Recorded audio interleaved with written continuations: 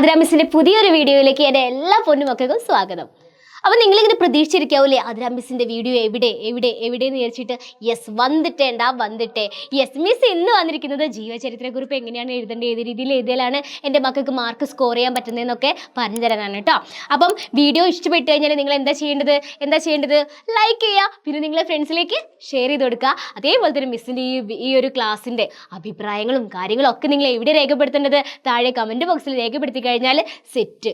Okay ആണല്ലോ. അപ്പം നിങ്ങൾ എന്താ ചെയ്യേണ്ടത്? മിസ്സിൻ്റെ ഈ ഒരു വീഡിയോയുടെ തുടക്കം മുതൽ അവസാനം വരെ നല്ല സെറ്റാക്കിയിട്ട് നല്ല കോൺഫിഡൻസോട് കൂടി നല്ല ഹാപ്പി ആയിട്ട് നല്ല സ്മാർട്ടായിട്ട് നല്ല ശ്രദ്ധിച്ചിരിക്കുക. ഓക്കെ ആണല്ലോ. അപ്പോൾ ഒരു ജീവചരിത്രക്കുറിപ്പ് എന്ന് പറയുമ്പോൾ എന്താണെടാ?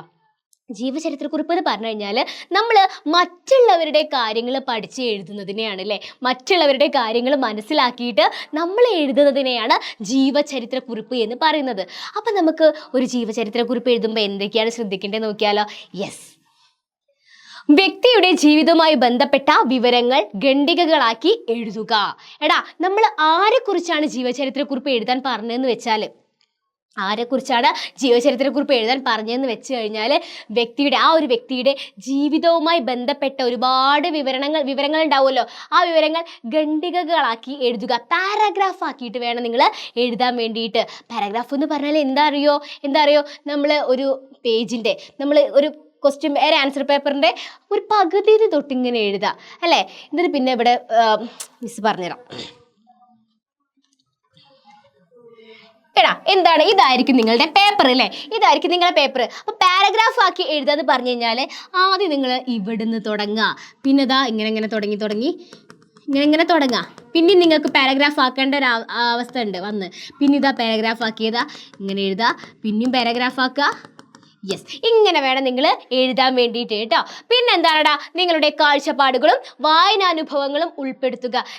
അദ്ദേഹത്തെക്കുറിച്ചുള്ള നിങ്ങളുടെ കാഴ്ചപ്പാടുകളും അതേപോലെ തന്നെ അദ്ദേഹത്തിൻ്റെ പുസ്തകങ്ങളൊക്കെ വായിച്ചിട്ടുണ്ടെങ്കിൽ അദ്ദേഹത്തിൻ്റെ ആ ഒരു വായനാനുഭവങ്ങളൊക്കെ ഉൾപ്പെടുത്തിക്കൊണ്ടായിരിക്കണം നിങ്ങൾ ജീവചരിത്രക്കുറിപ്പ് തയ്യാറാക്കേണ്ടത്. പിന്നെയോ, തുടക്കവും അവസാനവും ആകർഷകമാക്കുക.